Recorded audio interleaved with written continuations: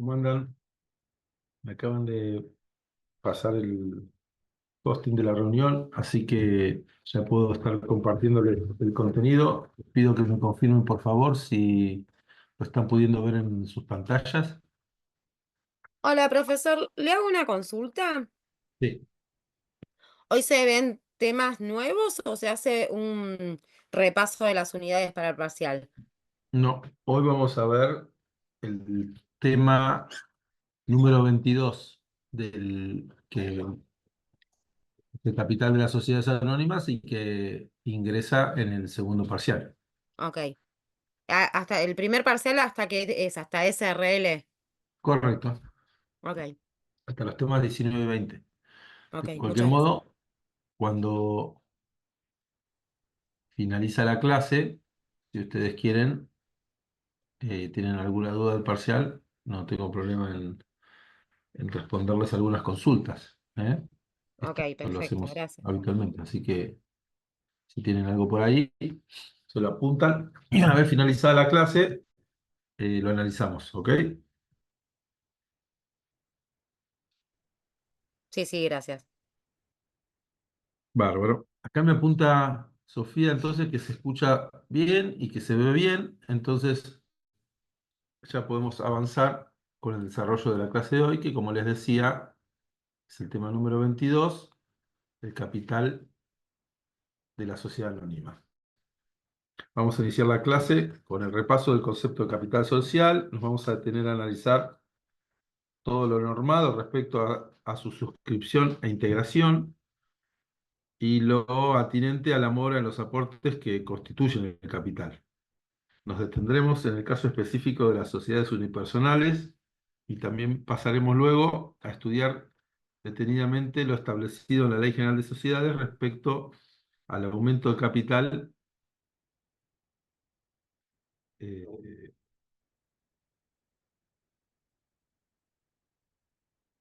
en las sociedades. Y seguiremos con los conceptos de prima de emisión y la modalidad de emisión de acciones sobre, bajo y a la par.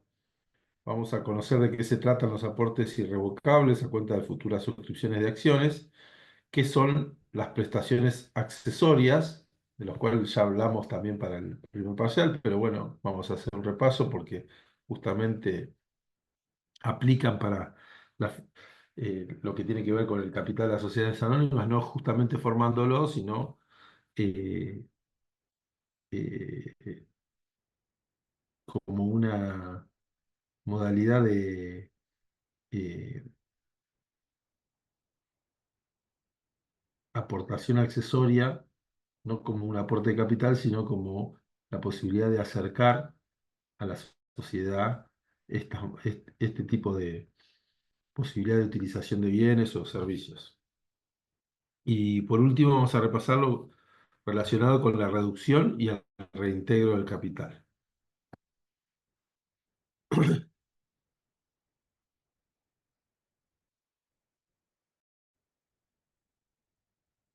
Hace varias clases atrás comentamos que el capital se forma inicialmente con los aportes de los socios, mención que se verifica en el artículo primero de la Ley General de Sociedades, que expresa la obligación de los socios de realizar aportes para aplicarlos a la producción o intercambio de bienes o servicios. Oportunamente compartimos una noción introductoria de los aportes,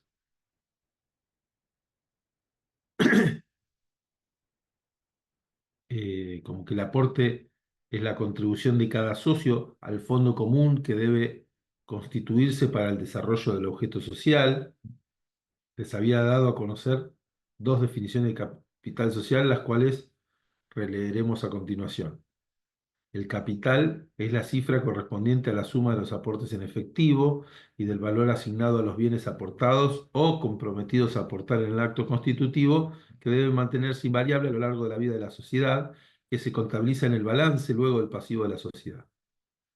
El capital social está constituido por el conjunto de bienes aportados por los socios para el cumplimiento de los fines societarios, integrados en el acto constitutivo o en oportunidad de su ampliación o incremento. En ambas definiciones encontramos elementos comunes, que consisten en la contribución a un fondo común constituido por bienes que son aportados por los socios y que conforman el capital social. Respecto a la formación del capital social, precisamente, continuamos repasando y diferenciando los conceptos de capital suscripto y capital integrado. El capital suscripto es numéricamente igual a la suma de los compromisos que han asumido los socios. A su vez, ese capital comprometido se va integrando en la medida en que los mencionados compromisos de aportación se hacen efectivos, cuando se materializa la entrega o tradición de los bienes. El capital debe suscribirse totalmente al tiempo de la celebración del contrato constitutivo. El artículo 186 establece que los términos capital social y capital suscripto se emplean indistintamente en la sección quinta de la Ley 19.550, que regula justamente a la sociedad anónima. Luego encontramos en el artículo 11 de la Ley General de Sociedades, que menciona cuál es el contenido que debe tener el contrato social. ¿eh? Eh, Menciona entonces que el capital debe ser integrado totalmente en el acto, no, perdón,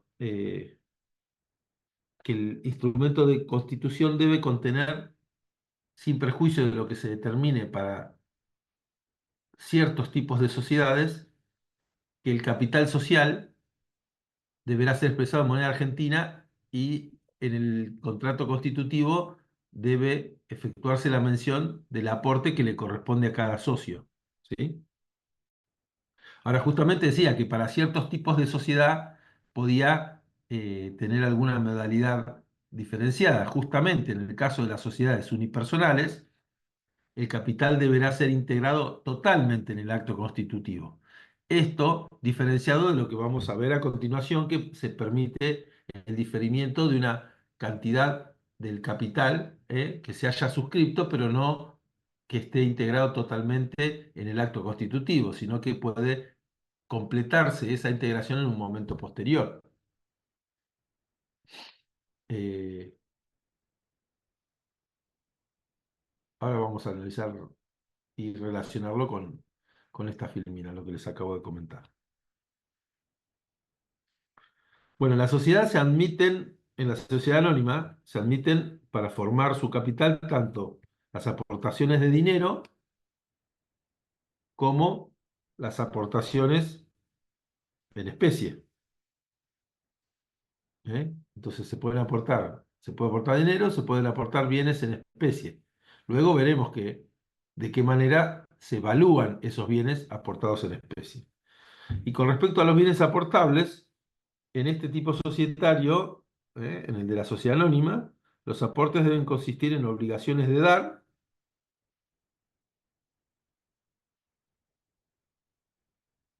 y de dar en propiedad. Obligaciones de dar y de dar en propiedad. De allí que tenga el tilde verde. ¿Sí? Entonces, los aportes no pueden consistir en obligaciones de hacer o en obligaciones de dar en uso y goce. ¿Sí? Ustedes saben que, como empecé a mencionar recién, sí es válido que como prestaciones accesorias se integren obligaciones de hacer y obligaciones de dar en uso y goce, pero como prestaciones accesorias que no van a formar parte del capital. El aporte de las sociedades, en las sociedades anónimas debe consistir en bienes determinados, lo que nos indica el artículo 39, bienes determinados susceptibles de ejecución forzada. ¿Qué significa esto? Que deben ser obligaciones de dar y que queda vedado el aporte de obligaciones de hacer y obligaciones de dar en uso y goce. Por eso, eh, los bienes a aportar deben estar individualmente determinados. Se trata de bienes ciertos cuya incorporación en el contrato social conlleva el grado más preciso de determinación respecto del bien que se tiene que entregar. Entonces, cuando es en dinero, en el contrato de sociedad, quedará claro cuál es la cantidad que aporta cada socio, y cuando es en especie, se deberá determinar claramente cuál es el bien a ser aportado y, por supuesto, también su valuación. En relación con el tema de la suscripción e integración de los aportes, que ya habíamos iniciado a comentar por la mención a las sociedades unipersonales, el artículo 187 establece que cuando se trata de aportes dinerarios, la integración no podrá ser menor al 25% del valor suscripto, debiéndose justificar su cumplimiento al momento de la inscripción con el comprobante de depósito en un banco oficial que respalde haber hecho justamente esa integración. Por otro lado, los aportes en especie deben integrarse totalmente. No existe posibilidad alguna de diferimiento con respecto a estos bienes aportados. Y se justificará el cumplimiento de la obligación de aportar al tiempo de solicitar la conformidad a la autoridad del Contralor, que va a verificar que se hayan acatado los requisitos legales y fiscales correspondientes. ¿Eh? Entonces, lo que se diferencia y se critica es que las sociedades unipersonales no pueden diferir el aporte en dinero.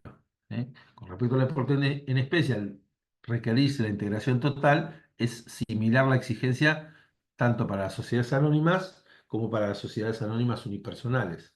En cambio, en cuanto al aporte dinerario, tendrían una ventaja las sociedades anónimas pluripersonales. Por eso, el artículo 187 establece esta particularidad respecto a las sociedades anónimas unipersonales que le exigen al único socio que el capital social representado en acciones debe estar completamente suscripto y completamente integrado al momento de su constitución, ya sea que los aportes consistan en dinero o en otros bienes.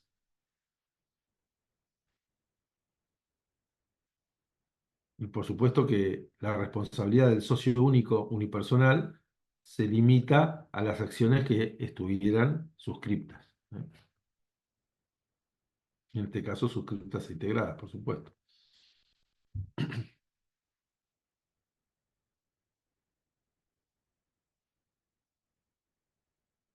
En las sociedades por acciones, en las cuales, como resulta obvio remarcar, la responsabilidad de los socios es limitada al aporte comprometido. La ley, adoptando una doctrina propia del derecho europeo, requiere no solo la especial consistencia de los bienes aportados, sino también que no se atribuya en protección de terceros valores superiores a los valores reales que tienen los bienes que se han aportado a la sociedad. Como regla general, entonces, para todos los tipos societarios, los aportes en dinero se evalúan a valor nominal, pero los aportes no dinerarios, o sea, en especie, deben ser objeto de una evaluación cuyo mecanismo está previsto en los artículos 51 a 53 de la Ley General de Sociedades. En el caso puntual de las sociedades por acciones, encontramos esta especificación en el artículo 53 de la Ley 19.550, y las valuaciones de los aportes no dinerarios se deben hacer por una de las siguientes tres formas: por valor de plaza, cuando se trata de bienes con valor corriente, ¿eh? Por valor de plaza, cuando se trate de bienes con valor corriente, a partir de informes que permitan conocer las correspondientes valuaciones, y estos informes podrán ser emitidos por reparticiones estatales o por bancos oficiales, y en su defecto por peritos. Y esto cuando se trata de bienes que no poseen valor corriente. La autoridad de aplicación será quien estará a cargo de la aprobación a la que se someterá la evaluación otorgada a los aportes. Esto es un hecho distintivo respecto al resto de las sociedades. Solamente en el caso de las sociedades anónimas, la evaluación de los aportes en especie deberá ser sometida a aprobación de la autoridad de contralor.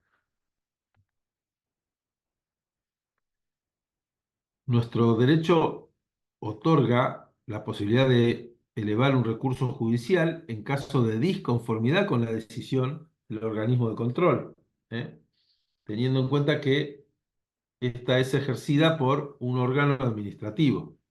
Esta necesaria conformidad de una autoridad estatal es requerida por la ley, principalmente en salvaguarda del interés general y también en protección del interés de los socios y en defensa de los terceros.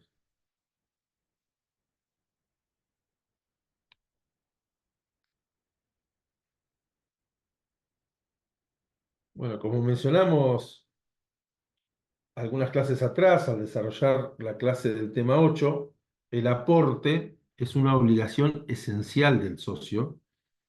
Si esta obligación no se cumple, no hay sociedad ni socio.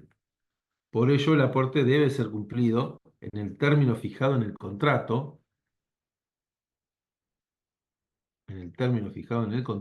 o, en su defecto, desde la inscripción de la sociedad. El socio que no cumpla con el aporte en las condiciones convenidas incurre en mora por el mero vencimiento del plazo y debe resarcir los daños e intereses. Ahora bien, si no tuviere un plazo fijado, el aporte es exigible desde la inscripción de la sociedad. La mora autoriza a la sociedad a excluir al socio sin perjuicio de la reclamación judicial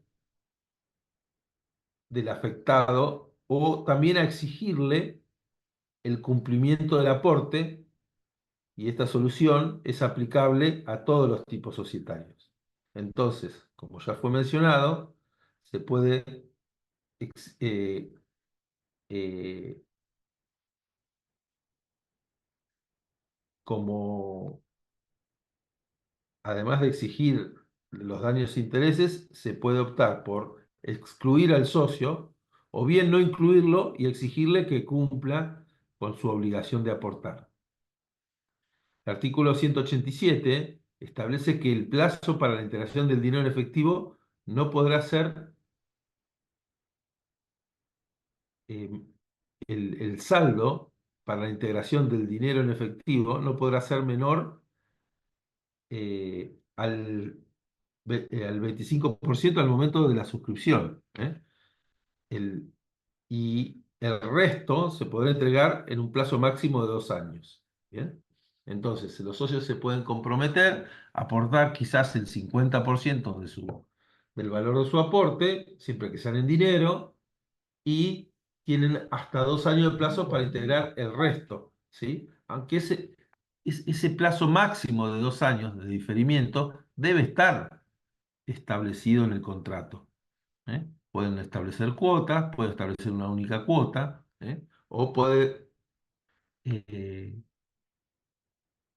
una cláusula establecer un plazo determinado eh, de hasta 2 años. Puede ser inferior o simplemente dejarlo abierto para que en esa cantidad máxima el socio integre el saldo pendiente con respecto a su compromiso de aportación.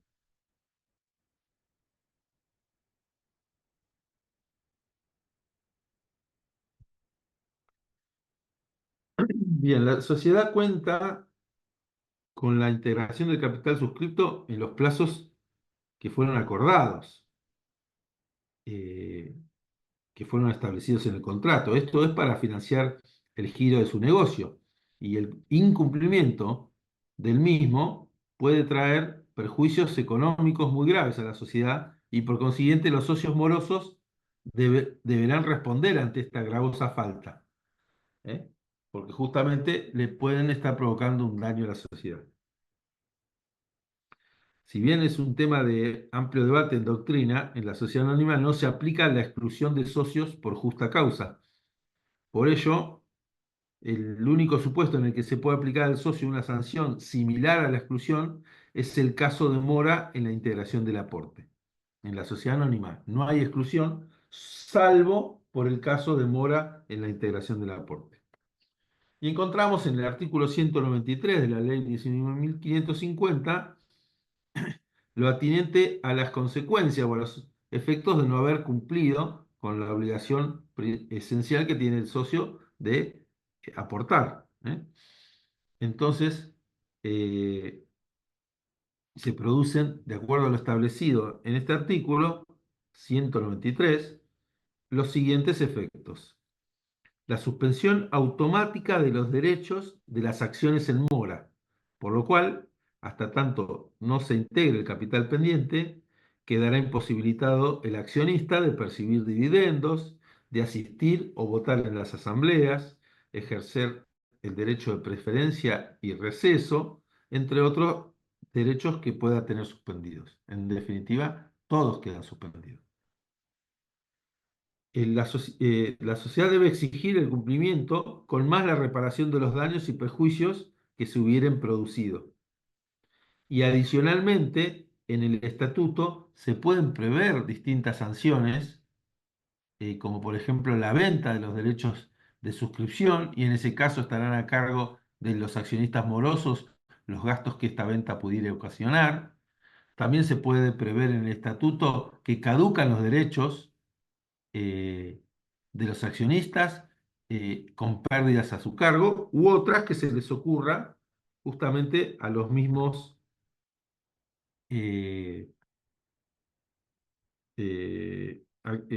digamos, fundadores haber incorporado en la redacción de las cláusulas del estatuto de la sociedad.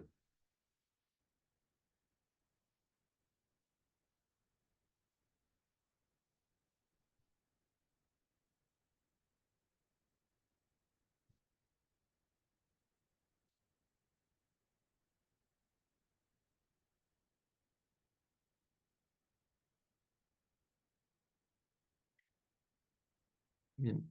El aumento de capital en las sociedades anónimas se produce cuando por alguna razón se decide disponer más aporte de los socios afectados al giro social. Podríamos definir el aumento de capital social como la realización de nuevos aportes de bienes o derechos a favor de la sociedad que incrementan o fortalecen su activo y mejoran su situación económica y la garantía frente a terceros a cambio de la entrega a los aportantes de nuevas acciones o del aumento del valor nominal de las acciones existentes. Si se entregan nuevas acciones, justamente se entregan acciones por el mismo valor, mayor cantidad de acciones del mismo valor nominal que las existentes, y si se aumenta el valor nominal de las acciones, entonces se reemplaza una nueva serie de acciones por la serie de acciones existentes al momento de efectivizar el aumento. El aumento de capital puede ser por aporte de los accionistas actuales o por incorporación de nuevos accionistas. ¿eh?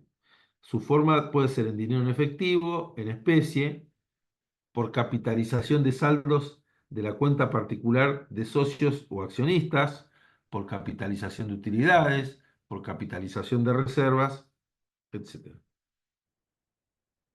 Esta situación, que puede suceder durante el transcurso de la vida societaria, implica la obligatoriedad de ser aprobada por la Asamblea y cumplir posteriormente con todos los pasos necesarios hasta la inscripción y publicación del trámite, en los casos que así se requiere y que vamos a ver seguidamente con un esquema que hemos preparado a ese efecto. Eh, las sociedades anónimas pueden aumentar su capital social y en función del volumen del aumento será necesario o no modificar el estatuto social. En caso de que el aumento esté por encima del quíntuplo, la Ley General de Sociedades obliga a inscribir ese trámite ante la autoridad del Contralor en su artículo quinto y a publicar la modificación del contrato en su artículo 10b. Ahora bien, hace falta ser más específico y puntualizar con exactitud las alternativas que se presentan. En principio, corresponde afirmar que la Asamblea Extraordinaria es el órgano competente por excelencia para tratar la problemática del aumento de capital con el quórum y las mayorías que establece el artículo 235 de la Ley General de Sociedades. Bueno, el legislador estableció que este régimen de mayorías para evitar que los aumentos de capital se utilizaran para defraudar a los accionistas minoritarios. De manera excepcional se permite que el aumento de capital social se realice por asamblea ordinaria cuando sea hasta el quíntuplo y se encuentre previsto en el estatuto que se puede aumentar el capital hasta el quíntuplo por asamblea ordinaria, según lo que dispone el artículo 134 y en este caso concordante con el artículo 188, primer párrafo de la ley. Entonces, dejemos en claro que la competencia, la asamblea competente en materia de aumento de capital es la extraordinaria, con el quórum establecido para las asambleas extraordinarias y las mayorías requeridas para la toma de decisiones en asambleas extraordinarias. Luego, si se dan dos condiciones, sería posible que sea la asamblea ordinaria quien trate el aumento de capital. Y estas dos condiciones son que el aumento de capital no supere el quíntuplo y que la posibilidad de adoptar esta decisión de aumento de capital hasta el quíntuplo por asamblea ordinaria esté justamente prevista en el estatuto.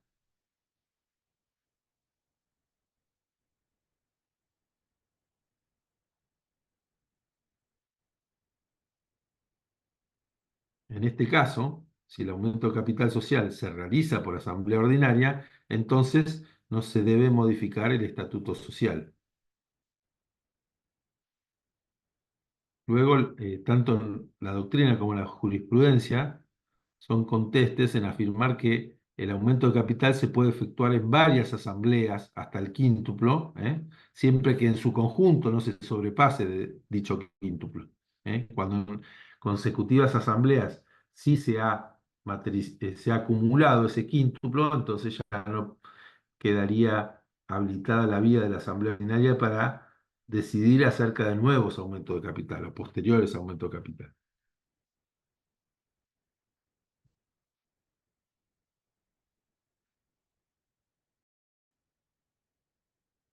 Bueno, esta diferencia en cuanto a la decisión de aumentar el capital mediante asamblea ordinaria y extraordinaria no es un tema menor, porque en el supuesto en el que el aumento de capital social se realice por asamblea extraordinaria e implique un desembolso para el accionista, que se realice por extraordinaria, pero que además implique un desembolso para el accionista, o sea que no estaríamos capitalizando reservas, sino que se tienen que hacer aportes e integraciones para poder efectuar eh,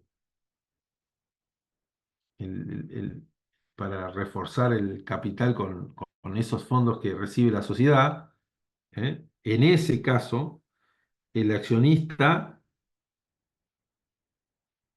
tiene derecho de receso, tal como lo establece el artículo 245. El derecho de receso frente a una decisión de aumento de capital eh, es válido siempre y cuando se haya materializado la decisión por asamblea extraordinaria y que además implique un desembolso para el accionista, que justamente en este caso va a haber votado en contra o no va a haber votado favorablemente a la decisión de aumentar el capital. No va a ser, no podría votar por un lado que quiere aumentar el capital y después pretender receder. Ya vamos a ver en una clase posterior el tema del derecho de receso y se va a repasar justamente esta situación.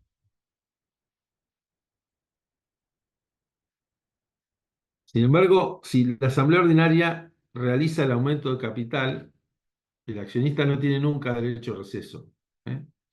Y a esto habría que adicionarle la problemática del quórum de la mayoría, que también es de menor rigor cuando se trata de asambleas ordinarias.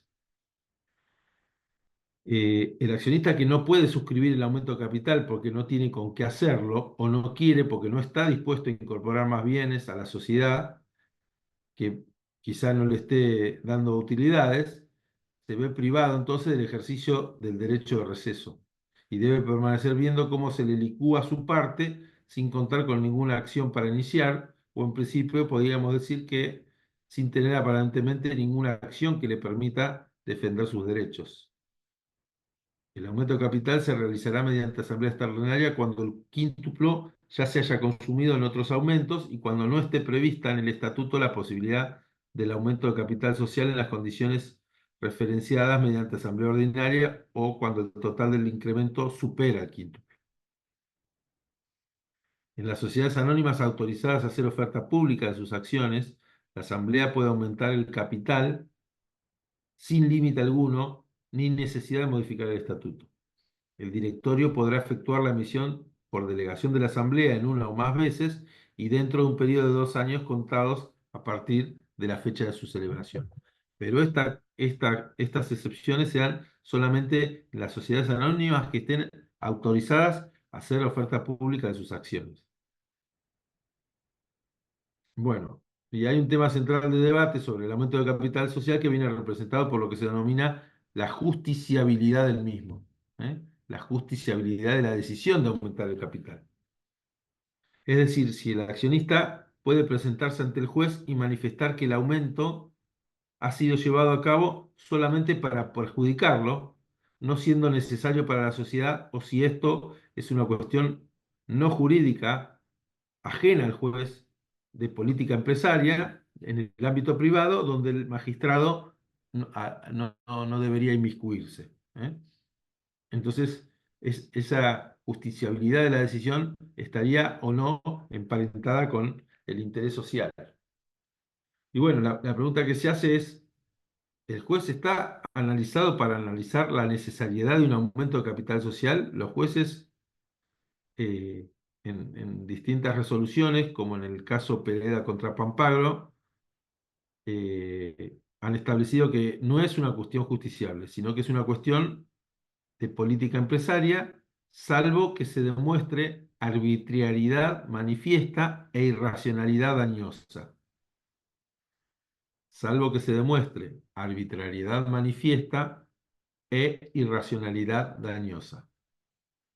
Bueno, unos años después hubo otro fallo muy importante, que es Abrech Pablo contra Cacique Camping. En este caso, la Cámara Nacional en lo Comercial admitió la justiciabilidad del aumento de capital social realizado con dolo o falsa causa de objeto ilícito, uso desviado de las vías societarias para lograr fines extrasocietarios. ¿Eh? Con lo cual, como vemos, se fue ampliando la casuística a la cual sí aplicaba decidir acerca de la justiciabilidad de la decisión de aumento de capital, ¿sí? Si era una cuestión de política empresaria o el juez podía intervenir para revisar si había resultado procedente ese aumento.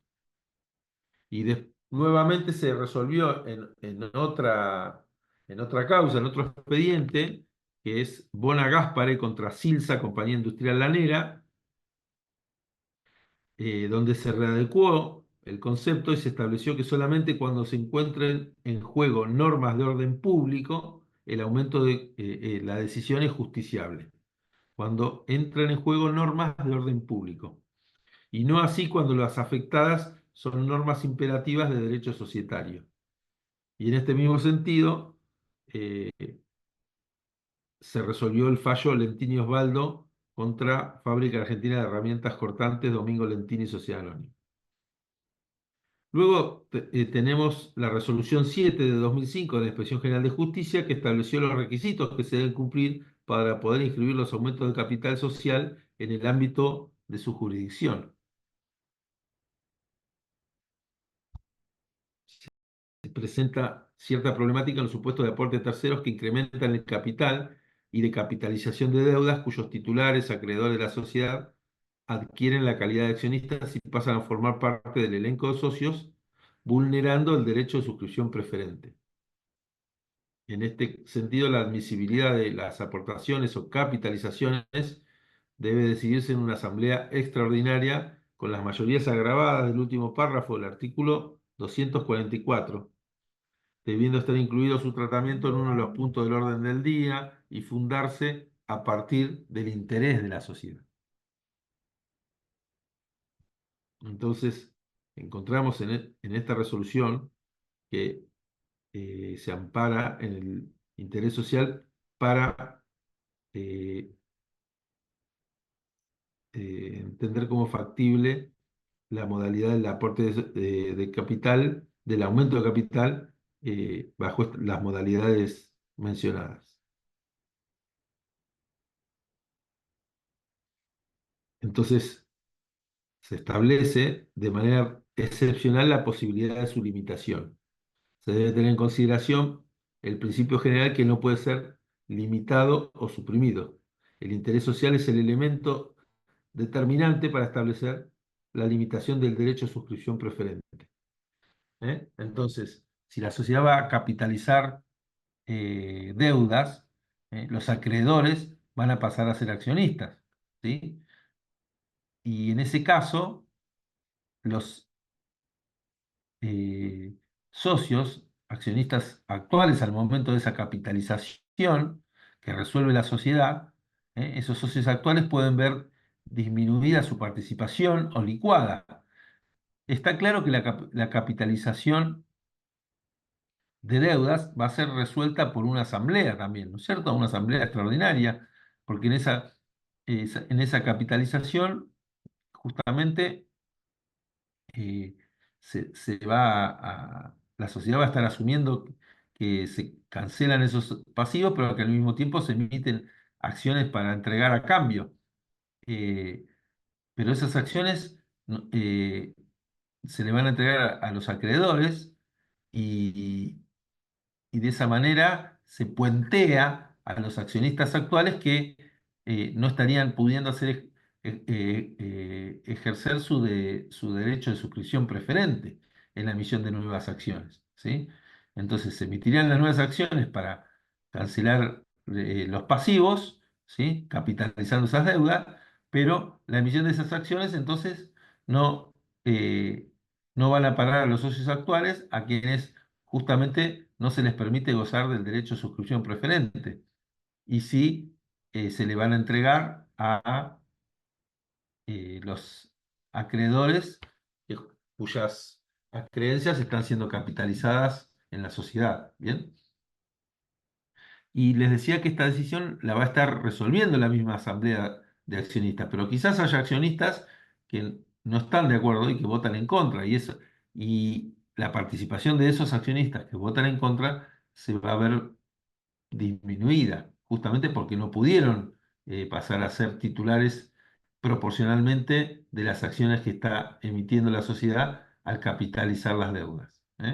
Y puede resultar de una maniobra que efectúan socios mayoritarios, ¿eh? Y quizás esos mismos socios mayoritarios son los acreedores, con lo cual cada vez eh, obtienen a partir de estas capitalizaciones mayores porcentajes de tenencia accionaria de la sociedad y, de nuevo, licuando, minimizando la participación accionaria de los accionistas minoritarios. Entonces, eh, lo que nos viene a traer la resolución del EGJ es que se requiere, para admitir como viable esta capitalización de este tipo de capitalizaciones, eh, impidiendo el ejercicio del derecho de suscripción preferente, en tanto y en cuanto el interés social se vea reconocido y que fundamente la resolución adoptada.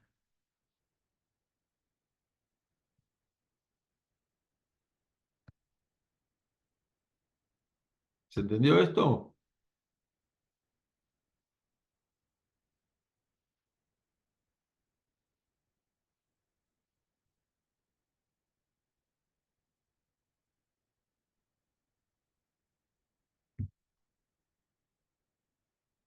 Sí, no, no contesta.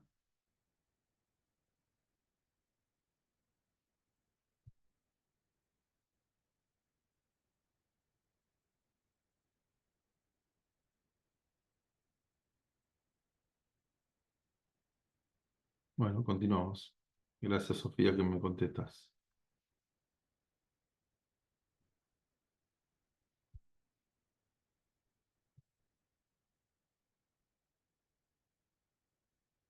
El tema es, eh, el tema es que esto se basa, como les decíamos, en la referencia o la mención al interés social. ¿Y de qué hablamos cuando hablamos de interés social? Es una noción controvertida en doctrina que encima se la está instaurando como un parámetro para esta limitación. Para algunos autores, el interés social es el interés que tienen la mayoría de los accionistas. Para otros autores, el interés social es el interés de la sociedad toda, que se desprende de los socios y protege a la sociedad independientemente de las decisiones que pueda tener un grupo mayoritario.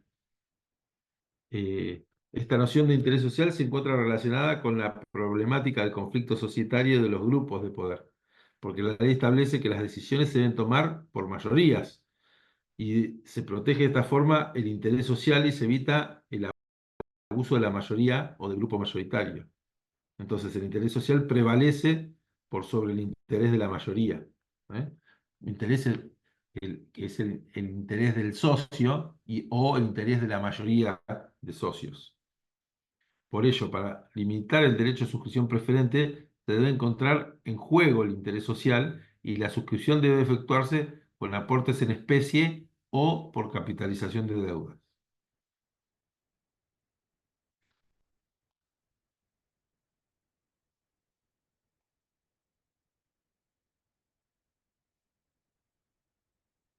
Bien,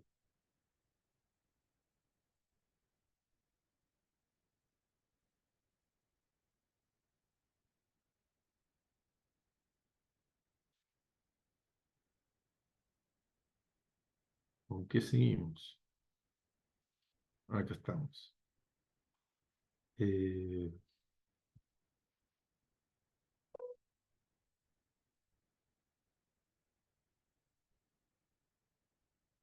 bien. Ya mencionamos oportunamente que el capital social es intangible. Si bien se considera que el capital alude a un concepto fijo y es esencialmente invariable, la intangibilidad no significa que el capital deba mantenerse estático durante toda la vida de la sociedad, sino que para poder modificarlo habrá que cumplir con los mecanismos jurídicos establecidos por la ley, de modo que si los mismos se cumplen, nada impide que la cifra del capital sea modificada, tanto para aumentarlo como para disminuirlo. La omisión o el cumplimiento indebido del procedimiento para aumentarlo o para disminuirlo dará derecho a la acción de impugnación judicial o a la exigencia judicial de la cancelación de las acciones que le hubieran correspondido o al requerimiento del resarcimiento de los daños ocasionados en caso que las acciones hayan sido entregadas previamente. Y en ese sentido, el artículo 251 de la Ley 19.550 establece que toda resolución de la Asamblea adoptada en violación de la ley, el estatuto o el reglamento puede ser impugnada de nulidad por los accionistas que no hubieran votado favorablemente en la respectiva decisión y por los ausentes que acrediten la calidad de accionistas a la fecha de la decisión impugnada. Entonces, tenemos el caso del derecho a receso, donde pueden ejercerlo aquellos que votaron en contra y los ausentes, y tenemos el caso de la impugnación de decisiones asamblearias, las cuales pueden ser ejercidas por los accionistas que no votaron favorablemente la respectiva decisión y por los accionistas ausentes que acrediten su calidad de tal a la fecha de la decisión que se pretende impugnar. Bien, para cerrar el tema, podemos mencionar también que en, en la causa Luch Carlos contra Expreso Buenos Aires, la Cámara Nacional en lo comercial no decretó la suspensión provisoria de la Asamblea ante un supuesto de capitalización de deudas de un tercero, dado que los socios no habían cuestionado la existencia y la legitimidad del crédito. La ley 19.550, en su artículo 96, nos ofrece un remedio para no iniciar la liquidación de una sociedad cuando establece que en caso de pérdida del capital social, la disolución no se produce si los socios acuerdan su reintegro total o parcial, o sea, el reintegro total o parcial del capital o su aumento. Y bueno, en este caso los administradores societarios, ante una crisis patrimonial de la sociedad que revela la pérdida de su capital, proceden a presentar a la sociedad en concurso preventivo, ¿eh? Y hacen una propuesta de acuerdo, un concurso preventivo, la formación de un concurso preventivo conforme a lo que establece la ley 24.522. El objetivo que tienen es lograr un acuerdo con los acreedores y así poder superar el concurso preventivo y reestructurar sus pasivos, ¿eh? Para justamente organizarlos de una manera en la cual puedan ser cancelados, ¿eh? Justamente porque la sociedad estará atravesando lo que se denomina una situación de cesación de pagos y una dificultad financiera para hacer frente a sus obligaciones.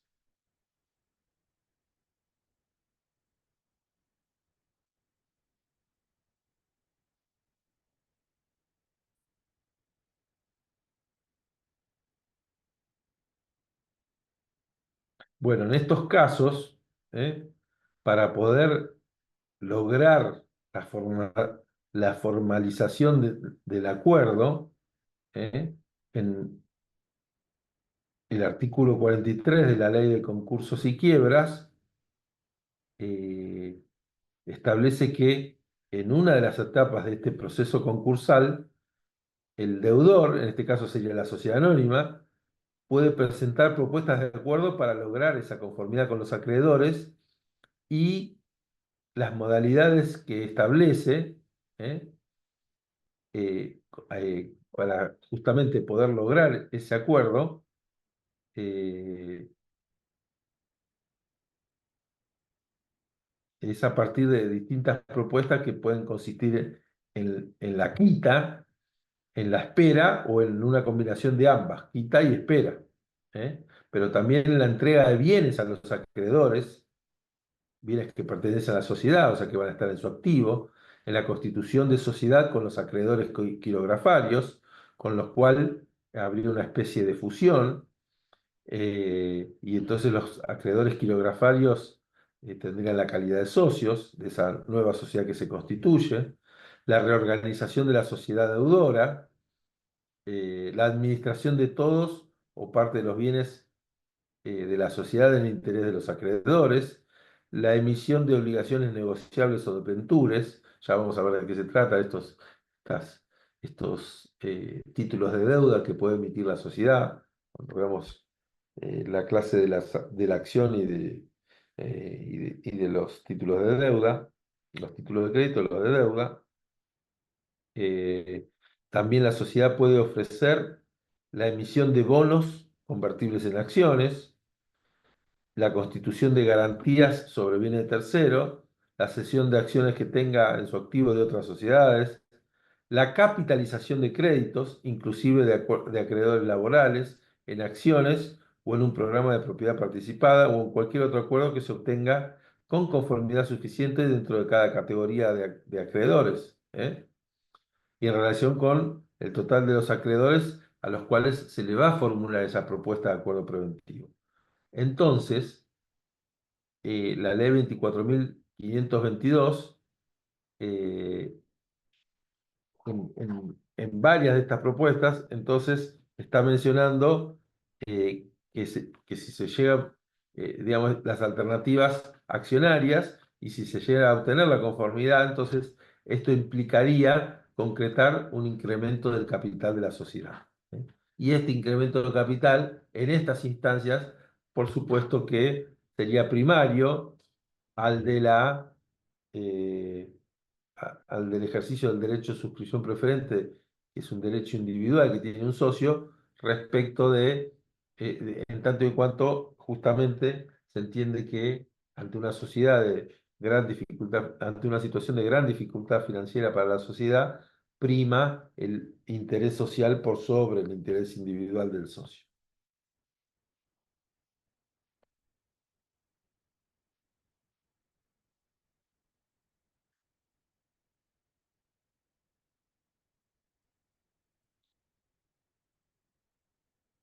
Eh, Respecto al tema de aumento con y sin nuevos aportes, ya lo mencionamos, ¿eh? Vamos a ampliarlo. eh, Hicimos la mención de cuáles serían las alternativas de aumento capital en las cuales podría o no verificarse esta obligatoriedad para con el socio. Entonces, en estas modalidades de aumento capital existen distintas alternativas para poder concretar la decisión que adopte la Asamblea. Uno de los supuestos más comunes se produce cuando la sociedad necesita contar con mayor cantidad de fondos para poder desarrollar las actividades relacionadas con su objeto social. Y en estos casos el aumento se realiza con nuevos aportes que efectúen socios o terceros. Entonces los socios desembolsan esos nuevos aportes y a cambio se les entregan las acciones correspondientes. ¿Sí? Y si son los terceros los que efectúan la entrega de los fondos, bueno, también a esos terceros se le entregarán las acciones correspondientes. Se encuentra también prevista la posibilidad de que los aumentos de capital se realicen mediante la capitalización de todo tipo de deudas. ¿Eh? Capitalización de cuentas del balance. Todo tipo de deudas. Y de esta manera se podría incrementar la cifra del patrimonio neto y se reduce la del pasivo. Entonces, cuando analizamos el lado del pasivo del balance de la sociedad, vamos a verificar que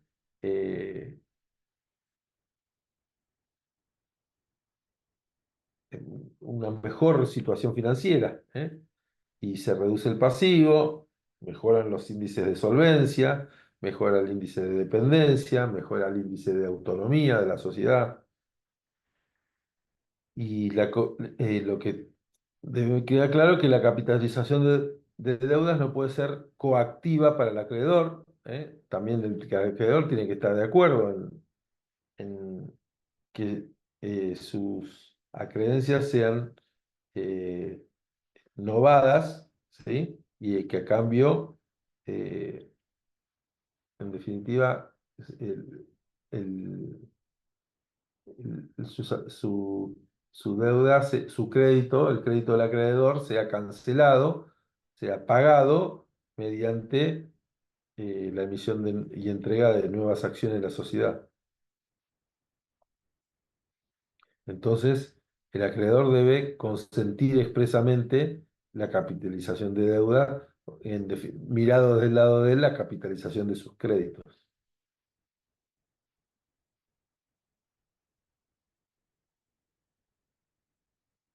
Se pueden realizar aumento de capital también mediante aportes en especie, y la decisión debe partir de una asamblea extraordinaria con las mayorías del último párrafo del artículo 244. Debe estar incluido en el orden del día esta decisión a adoptar y también debe protegerse el interés social. ¿Eh? Eh, eh, Esto justamente lo encontramos en el artículo 197 de la ley. El aumento de capital mediante la emisión de acciones a integrarse con aportes en especie, tanto como aquellas que se den en pago de obligaciones preexistentes, limita el derecho de suscripción preferente y la doctrina establece que deben ser bienes específicos y determinados que no pueden ser suplantados por otros. ¿Eh? Cuando el derecho de suscripción preferente lo analizamos en el artículo 194 de la ley y la limitación al derecho de suscripción preferente en el 197.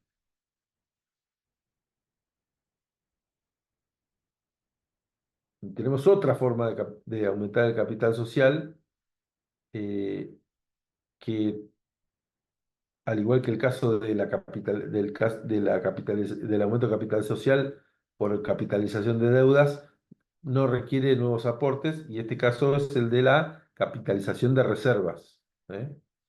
Recordarán que las reservas libres son las que se encuentran incluidas en este supuesto, justamente son libres y pueden ser o bien distribuidas o bien capitalizadas. ¿Eh?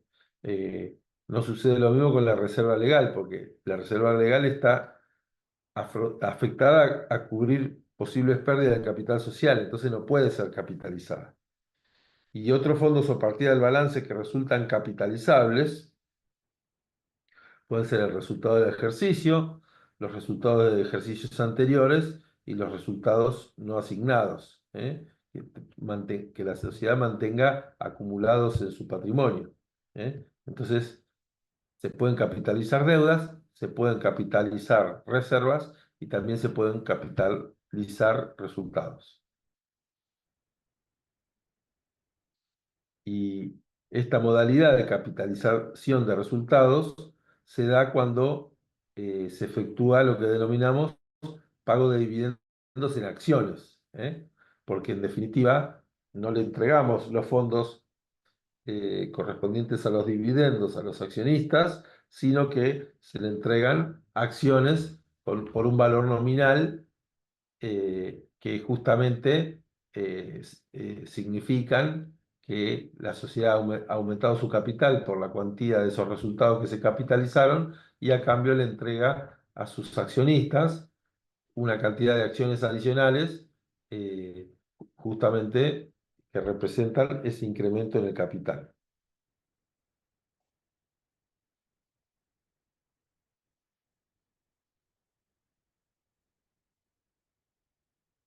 Esto se efectúa cuando... Ahora, esto no lo resuelve la sociedad o el administrador y se lo impone a los accionistas, sino que justamente la decisión de capitalización de reservas se, se origina al momento de tratar el resultado del ejercicio, por ejemplo, ¿no? Entonces, en una asamblea la sociedad eh, resolverá acerca de la aprobación de su balance y en otro de los puntos del orden del día tendrá que resolver acerca del destino final del resultado de la sociedad y si esto implica la capitalización del resultado de la emisión de acciones, bueno, también tendrá que resolver acerca del aumento del capital justamente correspondiente a a la capitalización del resultado del ejercicio. Todo esto tiene que estar previsto e incluido en el orden del día de la asamblea.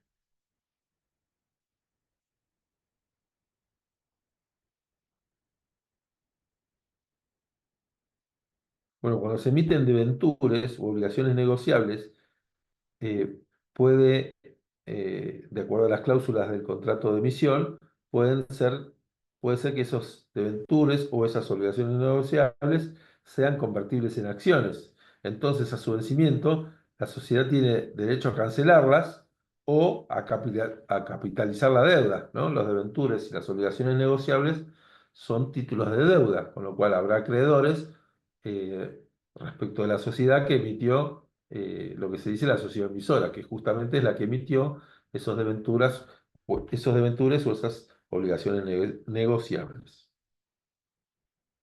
Entonces, dado que la sociedad tiene derecho a cancelarlas, o sea, a pagar la deuda o bien a capitalizar la deuda y que esos debentures o obligaciones negociables convertibles en acciones efectivamente se conviertan en acciones, entonces tendrá que hacer un canje de unos títulos por otros, de unos títulos de deuda, que son los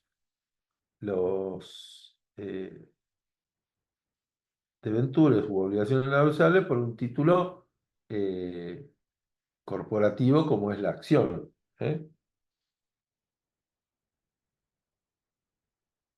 Y en este caso, los accionistas tienen derecho a suscripción preferente de los bonos convertibles, tal como lo disponen los artículos 194, 334 y 336 de la ley, y el artículo 11 de la ley 23.576, que es la que refiere a las obligaciones negociables.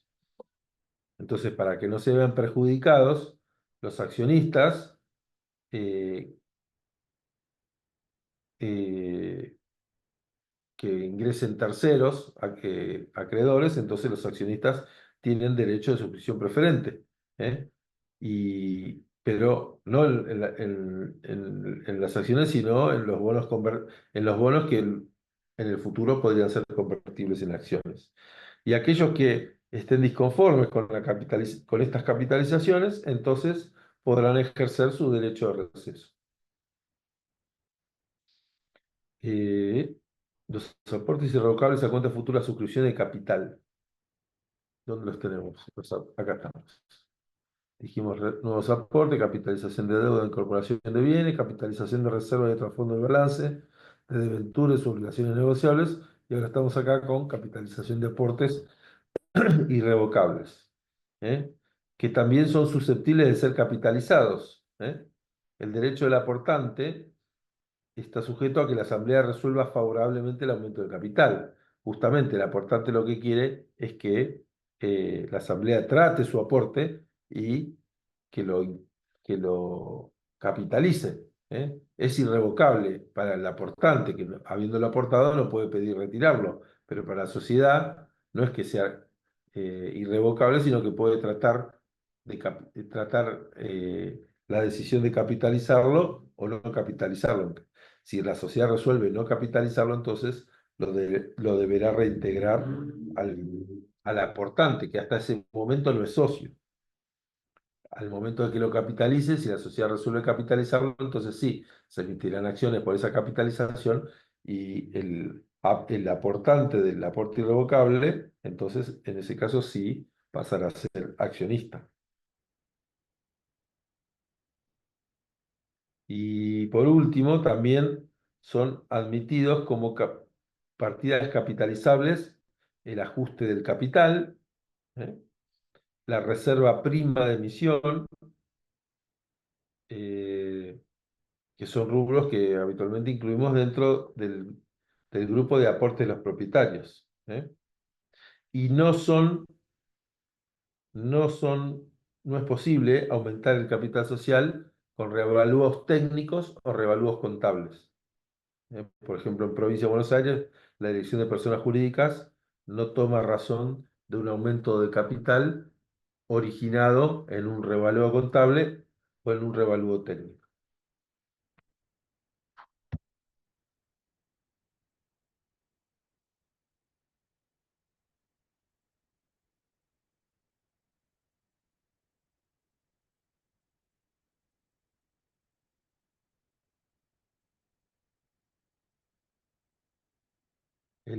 El PowerPoint quedó en aumento de capital. Acá me preguntan, pero sí, quedó en aumento de capital. A ver, ahora lo muevo.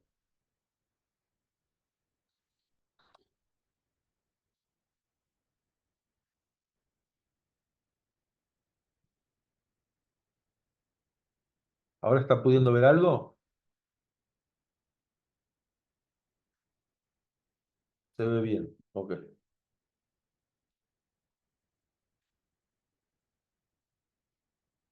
El que no puede soy yo.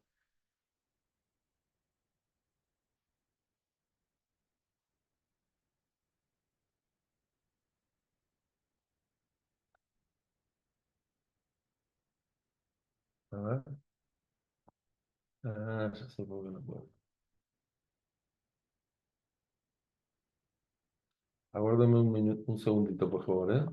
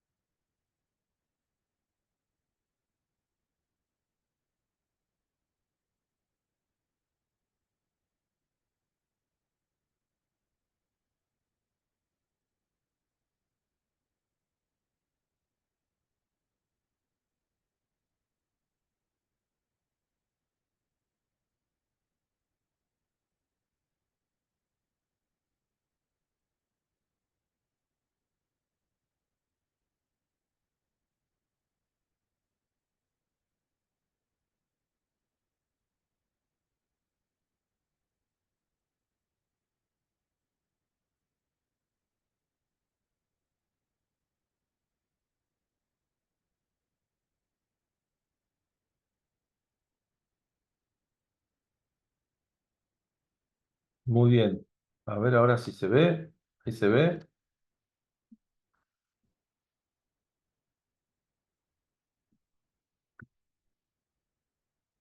Hay una. Ahí está. Perfecto, gracias. Porque había tenido un problemita con el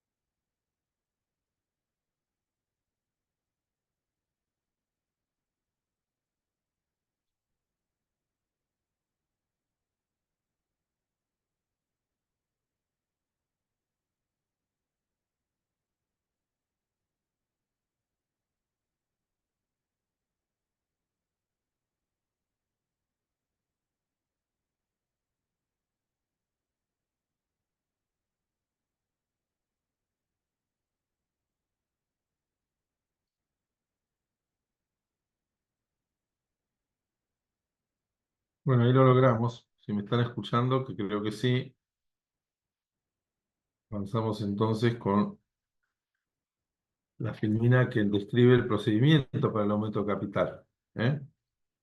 Bien, formalizar entonces un aumento de capital social implica la consecución de una serie de pasos, ya lo habíamos mencionado. En principio, el directorio analizará la necesidad o procedencia del aumento y tomará la decisión de efectivizarlo y además de convocar a la asamblea, ya sea ordinaria o extraordinaria, según corresponda, para que adopte la decisión correspondiente. Y una vez tomada la decisión por este órgano, ¿eh? debe ser ejecutada por el directorio. ¿Eh? La decisión tomada por la asamblea debe ser ejecutada por el directorio, a quien la asamblea le pudo haber delegado la época de la emisión, forma y condición de pago de las acciones. ¿Eh? La resolución del órgano de gobierno se deberá publicar e inscribir, como ya habíamos, publicar e inscribir, como ya habíamos mencionado. Eh, el artículo 194 de la ley, en su tercer párrafo, establece que la sociedad hará el ofrecimiento a los accionistas mediante avisos por 3 días en el diario de publicaciones legales y además en uno de los diarios de mayor circulación general en toda la República, si se trata de sociedades que estén comprendidas en el artículo 299. Bueno, los accionistas, ustedes saben que pueden ejercer sus derechos de preferencia y de receso. ¿Eh? Eh, el derecho de preferencia dentro de los 30 días siguientes al de la última publicación de esos edictos, si es que los estatutos no establecen un plazo mayor. Y en aquellas sociedades que hacen oferta pública de sus acciones, deberá ser la Asamblea Extraordinaria quien puede reducir ese plazo hasta un mínimo de 10 días, tanto para acciones como para, bueno, debentures y que sean convertibles en acciones. Bueno, y transcurridos estos plazos, ¿eh? Eh, se procederá a lo que es la suscripción de acciones, conforme lo que establece el estatuto y las condiciones de emisión de esas acciones, quedando comprometidos los titulares de las acciones suscriptas al pago de las mismas, ya sea en dinero o en especie, y en los plazos que estén estipulados en las condiciones en el contrato de suscripción. ¿Eh? Las nuevas acciones solo se pueden emitir cuando las acciones anteriores ya hayan sido suscritas en su totalidad y aun cuando el aumento de capital no sea suscrito en su totalidad en el término previsto en las condiciones de emisión, los suscriptores y la sociedad no van a quedar libradas de las obligaciones asumidas, salvo que se disponga lo contrario en las condiciones de emisión. Por último, el directorio deberá proceder a inscribir el aumento de capital, ¿a dónde? En el registro público, ¿eh? Y ante la autoridad de Contralor, en función de que así sea requerido conforme lo explicamos anteriormente. Bien, pasamos a uno de los últimos temas que es la prima de emisión. ¿Eh? Eh, uno, dos, tres. Bueno, tenemos bastante todavía de este tema. Bien. En primer lugar, es importante tener presente que cuando se habla de la prima de emisión, se hace referencia a un valor adicional que cobra una sociedad por sobre el valor nominal de sus acciones, con el objetivo de capitalizar la empresa. ¿Eh?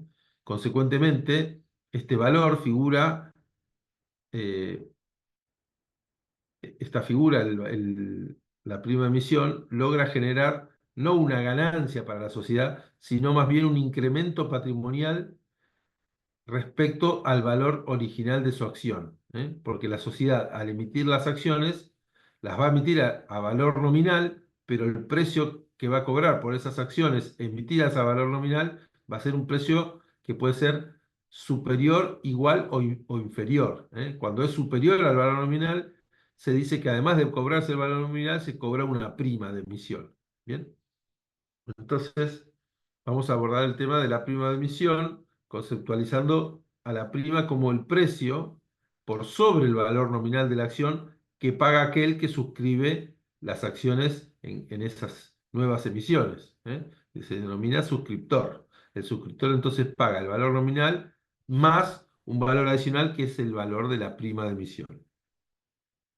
En cambio, en una emisión a la par, el precio que va a pagar el suscriptor será igual al valor nominal de la acción, y en una emisión sobre la par, su precio estará expresado por encima de ese valor nominal.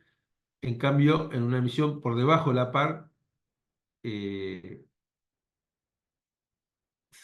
el precio que paga el suscriptor será por debajo del valor nominal, y esa diferencia se llama, esa diferencia que hace que pague menos que el valor nominal, en esos casos se denomina descuento de emisión. La ley 19.550 permite emitir acciones con prima, es decir, con un sobreprecio por sobre el valor nominal de la acción, que debe pagar ese suscriptor, eh, cuyas acciones cotizan sobre la par. Lo que encontramos en el artículo 202 de la Ley General de Sociedades es la prohibición de emitir acciones bajo la par. Entonces, la ley dice que está prohibido emitir bajo la par, y luego dice que se podrá emitir con prima. Esta redacción nos deja entender que se puede emitir a la par y por sobre la par. Pero bueno, luego sucedieron distintos debates doctrinarios y sentencias o fallos jurisprudenciales que nos dejaron entender cuál es la realidad en cuanto a considerar o no la emisión de las acciones con prima de emisión como obligatorias. Vamos a seguir conceptualizando entonces eh, a las primas de emisión. ¿eh? Eh, eh, digamos, ¿Cuál es la finalidad de emitir con prima? Bueno, justamente es la de equiparar la situación de los nuevos socios al momento de una emisión de acciones con la posición que tienen los antiguos accionistas en relación con el patrimonio neto antes del aumento del capital social.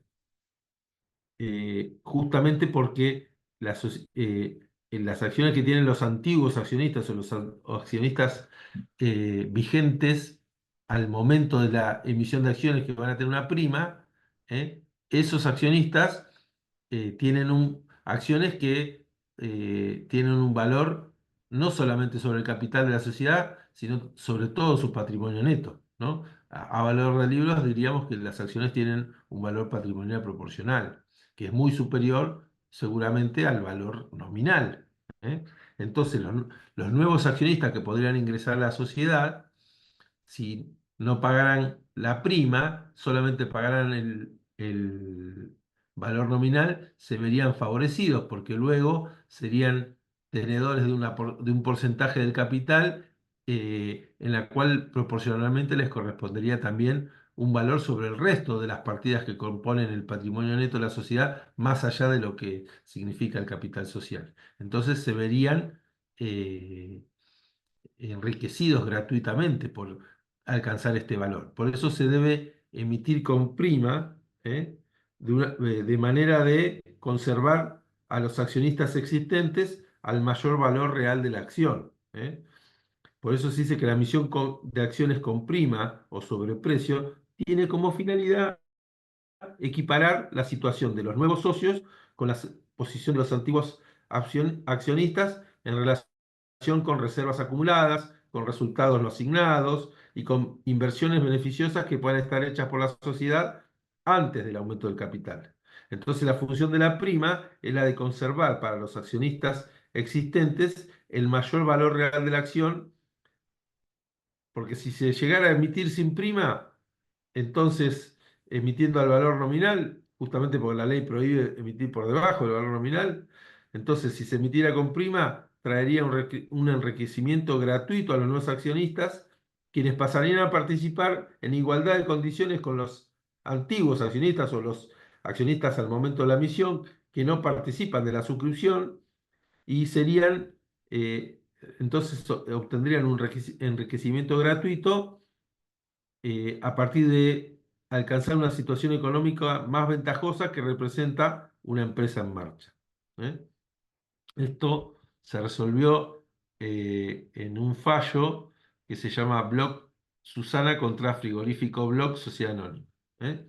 Y en ese fallo se declaró la nulidad de las asambleas extraordinarias de la sociedad anónima y de la decisión por medio de la cual se suscribieron nuevas acciones sin prima a favor de personas ajenas al elenco de accionistas existentes al momento de disponerse el aumento de capital.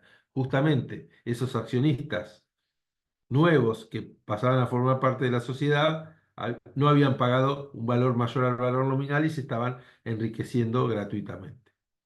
Entonces, el fundamento de la prima es buscar la manera de fortalecer ese patrimonio social o bien la necesidad de evitar el aguamiento o licuamiento de capital. Si los suscriptores son extraños, si quienes suscriben acciones sin prima son extraños, también desde otro punto de vista tiene por objeto mantener la paridad entre las acciones emitidas y las que se emitan, compensando a los antiguos socios con los que se van incorporando. ¿Eh? Y ese sobreprecio no implica en ningún modo una ganancia para la sociedad, sino un incremento del patrimonio. ¿Eh? Porque no hay una transacción con terceros que genere ingresos, sino que a partir del pago de un mayor valor, la sociedad está percibiendo un dinero que vaya a garantizar que todos los accionistas, tanto los preexistentes como los nuevos, queden en igualdad de condiciones.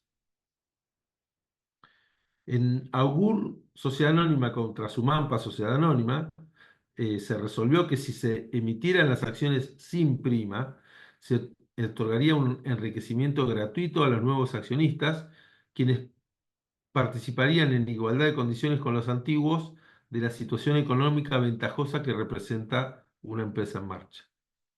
Recuerden que el artículo 202 de la Ley 19.550 también dispone que las sociedades autorizadas para hacer oferta pública de sus acciones, la decisión de la emisión de acciones con prima podrá ser adoptada por asamblea ordinaria que puede delegar al directorio la facultad de fijar la prima dentro de ciertos límites que le deberá establecer.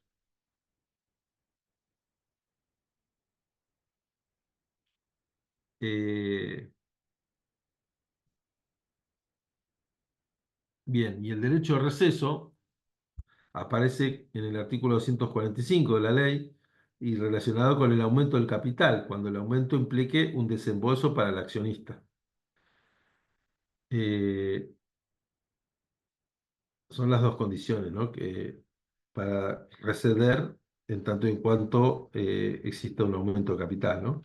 Y el artículo 145 lo que busca es proteger a los accionistas que por alguna causa no pueden suscribir el aumento de capital, ya sea porque no tienen dinero para desembolsar o porque no quieren participar de ese aumento, quizá porque la prima de emisión no se calculó correctamente, y que se utiliza el aumento de capital con prima de emisión como un mecanismo por parte de accionistas mayoritarios para licuar la parte de accionistas minoritarios, imposibilitándole que participan de esa suscripción de acciones.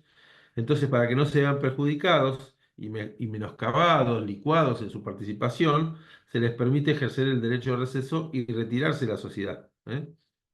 Y en el caso de que suceda esto, bueno, se les debe reintegrar el valor de su parte conforme a lo que establece la ley, de acuerdo al último balance realizado o que deba realizarse.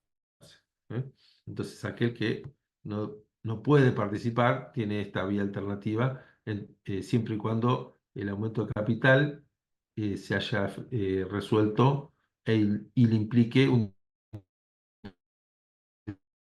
desembolso al accionista. Bueno, ya les comenté que el artículo 102 establecía que se podría emitir acciones con prima. Esa prima la fija la Asamblea Extraordinaria y debe conservar la igualdad en cada emisión. Eh, no se prevé obligatoriedad en el artículo 102, les comenté. La ley no es clara con respecto a que exista obligatoriedad. Por eso dice se podrá. Debería haber dicho se deberá emitir con prima. ¿Eh? Eh, pero bueno, como les conté, les adelanté, este error de redacción se subsanó por la jurisprudencia en el fallo Laurie Jorge contra Ponyman Hermanos Sociedad Anónima, en el cual se resalta que la obligatoriedad de emitir con prima aparece como impuesta, pero no por la letra de la ley, sino por la coherencia del sistema y la operatividad de los principios primogénitos del derecho privado. ¿Eh? La Cámara eh, manifestó que se configuraría una hipótesis de actuación leonina. Si se llegara a emitir con prima, se configuraría una hipótesis de actuación leonina. eh,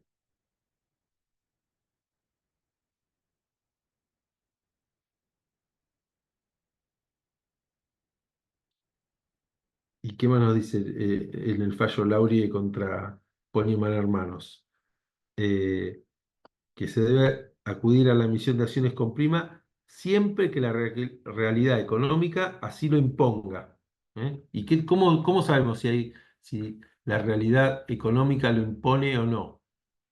Porque existe diferencia entre el patrimonio neto y el capital. Y esto va a pasar prácticamente siempre, que exista diferencia entre el patrimonio neto y el capital social. ¿Eh? Entonces la realidad económica nos va a decir prácticamente siempre que, salvo que exista justamente equivalencia entre el capital y el patrimonio neto, o sea que la cifra de la suma total del capital social sea igual al valor total del patrimonio neto, quiere decir que no hay ninguna otra partida, o que justamente hay partidas que suman y restan y dan un valor de cero, entonces el valor total del patrimonio neto es igual al capital social, entonces ahí no hace falta emitir con prima porque justamente el valor nominal sería igual al valor patrimonial proporcional.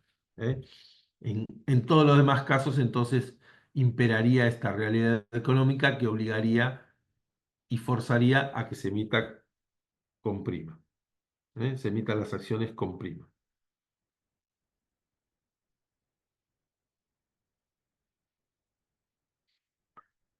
Bueno, y por último, el saldo que arroje la prima de emisión, habiendo descontado los gastos de la emisión, se afectará a una reserva especial en el patrimonio neto que es distribuible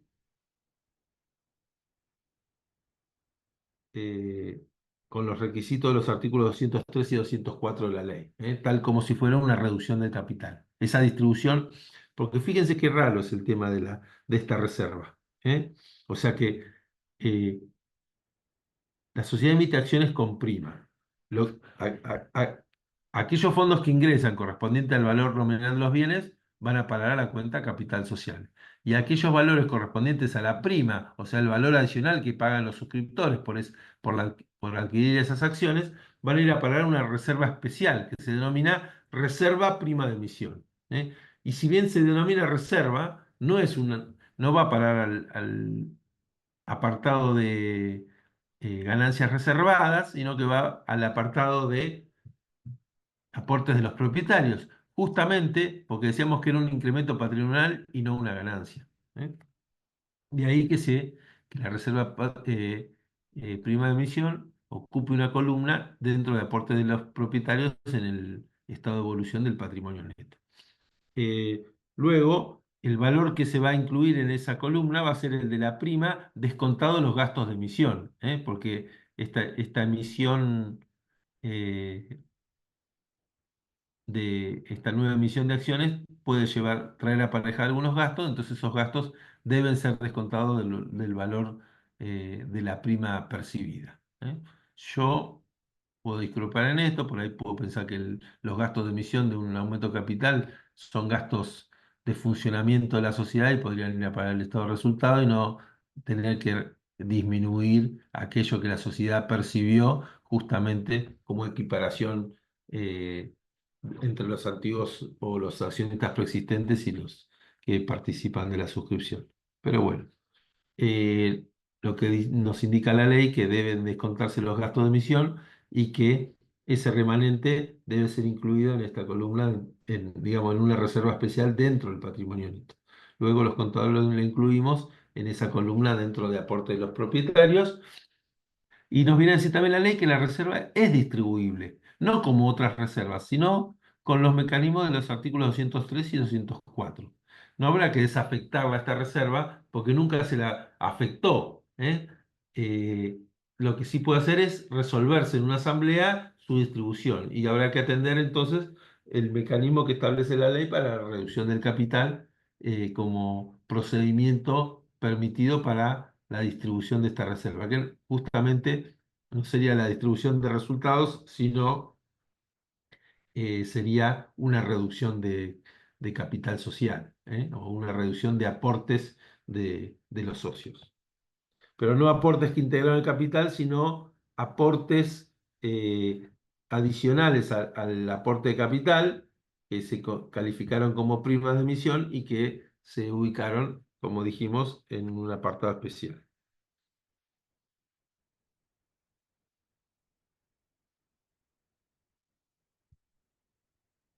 Bueno, y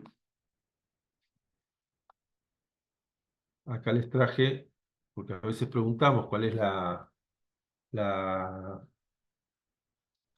a veces preguntamos cuál es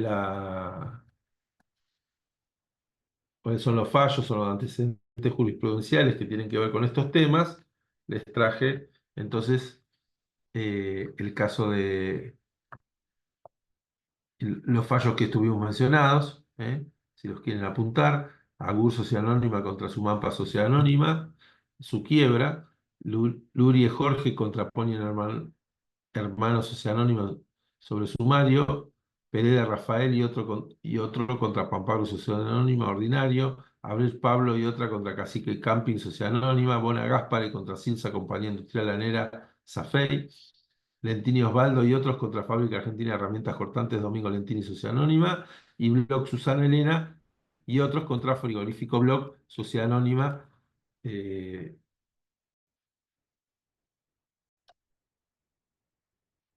a ver ahí está. No.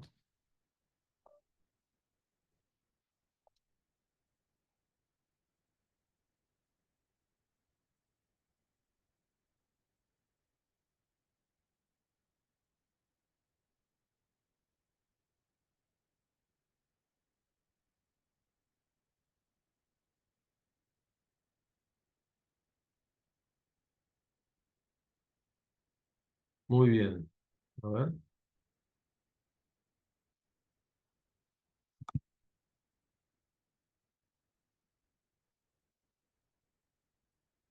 ¿qué más nos queda?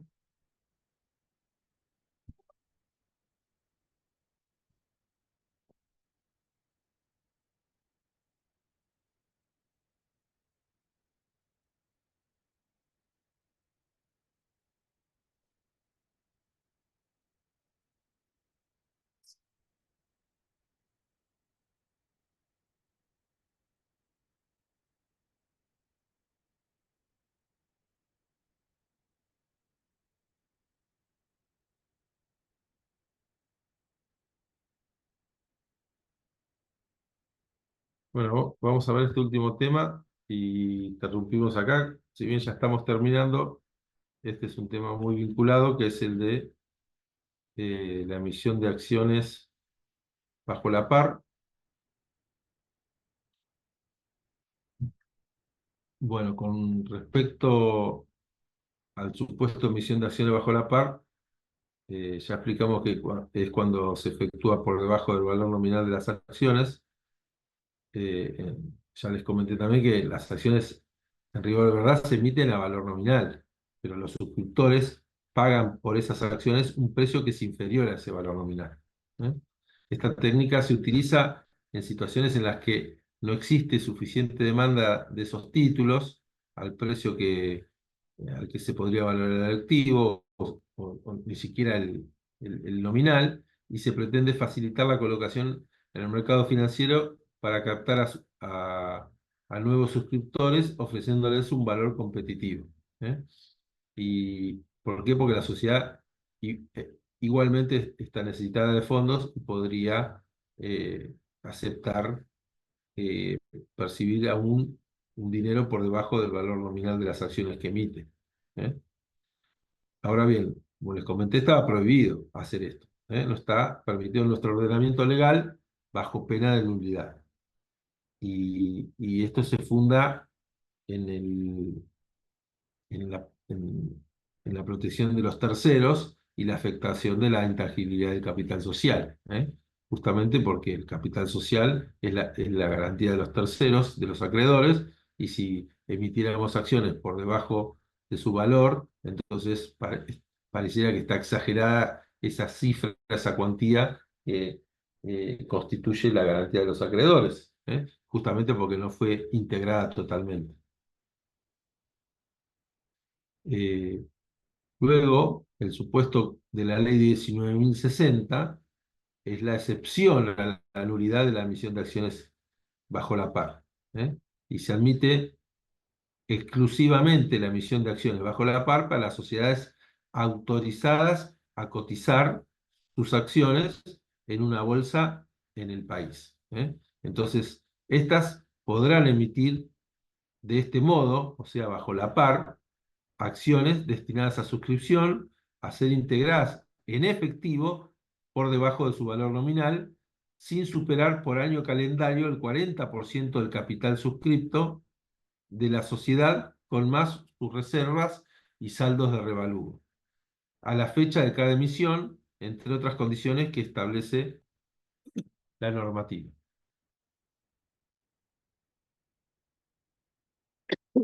Y adicionalmente, el artículo 334 de la Ley 19.550 establece que cuando los debentures sean convertibles en acciones, no podrá ejecutarse la conversión en desmedro de la integridad del capital social si la acción fuere bajo la par. O sea que estaría impidiendo la conversión de, de los debentures en tanto en cuando no se integre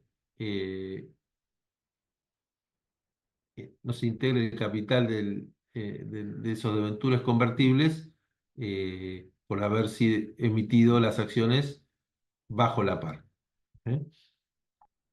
Entonces vimos qué significa acciones bajo la par, el fundamento, la prohibición, lo del fundamento, la prohibición, la nulidad justamente como sanción, cuál era la excepción admitida por la ley para aquellas sociedades que cotizan en bolsa y el caso de los debentures convertibles del artículo 334, que justamente impide la conversión, la ejecución de la conversión, justamente en el caso de que se pretendiese hacer bajo la par.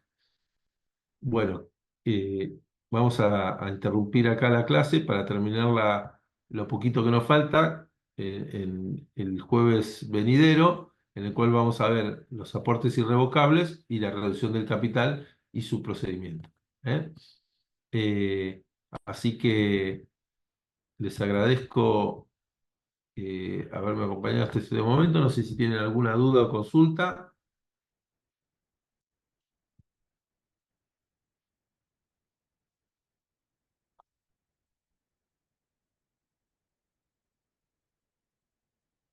¿No? ¿Estamos bien? ¿Se sabe cuál va a ser la modalidad del parcial? Sí, se sabe. Son preguntas de opciones múltiples que tienen que responder, como ya venimos haciendo. No son preguntas repetidas, son preguntas nuevas. Si quieren estudiar de preguntas repetidas, háganlo.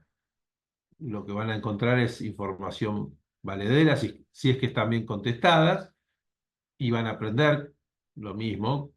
Van a ser van a entender también cuál es la modalidad, pero sepan que no se van a repetir preguntas, no van a ser las mismas que otros parciales o años anteriores, porque todos los años hacemos nuevas preguntas cada vez que estamos en esta instancia.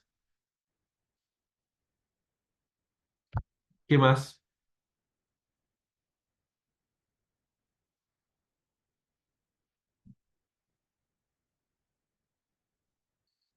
¿Alguna duda, consulta? Les había prometido que me podían consultar sobre algunos otros temas, si es que tienen necesidad.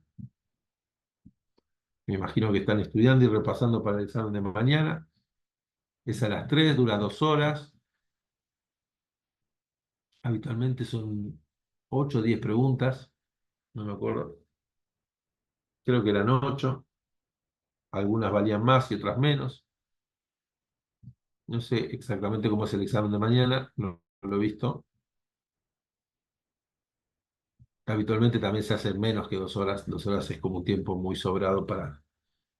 ¿Hasta qué unidad van a tomar? Desde la 1 hasta la 20. De tema 1 a tema 20. Entra toda la parte general, más las sociedades personalistas, más la sociedad de responsabilidad limitada. Queda para la segunda parte, sociedad anónima, otras sociedades por acciones, eh, otros tipos societarios, eh, SAS, unipersonal, eh, comandita por acciones, eh,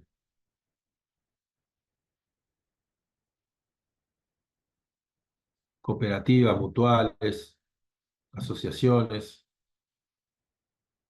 entidad financiera, seguros, todo eso entra para el segundo parcial.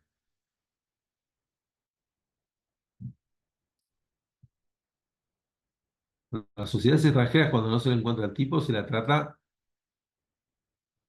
por el tipo más similar, no. ¿Dónde sacaron eso?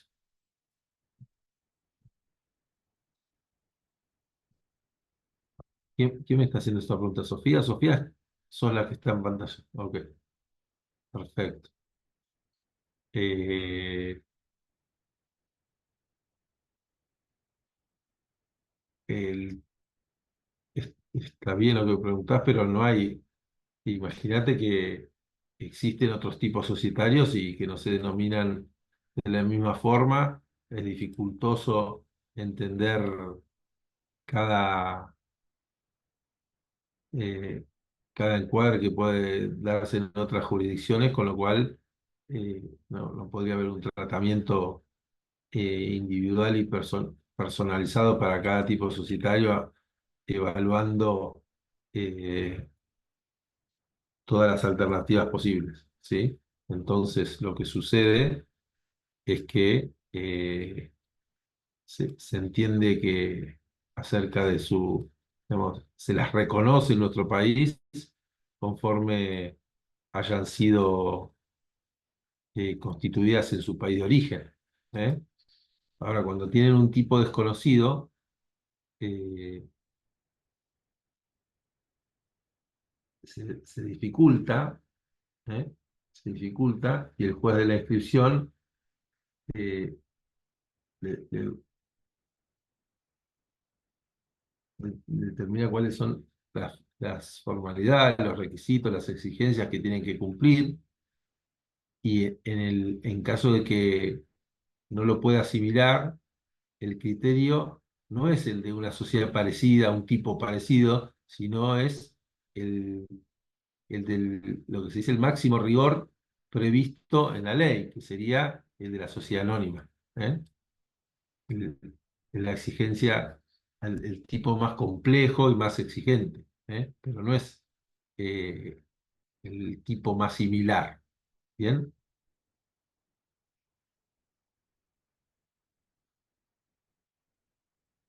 Esto, déjame acordarme, pero estaba en el 119, artículo 119.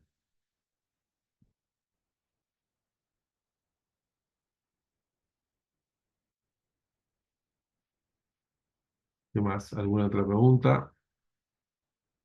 A ver si me salté alguna. No. Bueno, igualmente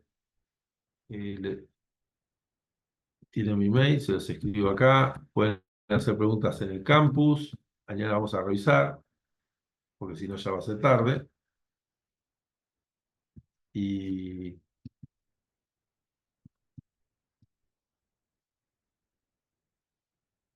ahí está. Cualquier cosita, nos mandan una pregunta y les contestamos por el mail, ¿eh? Instagram y esas cosas yo no tengo, así que les dejo mi mail para que me consulten si de hoy hasta mañana a las 15 les surge alguna novedad, alguna duda, perdón. ¿Estamos? Muchas gracias. Bueno, muy bien. Les agradezco el aguante y nos vemos mañana en el examen. Buenas noches.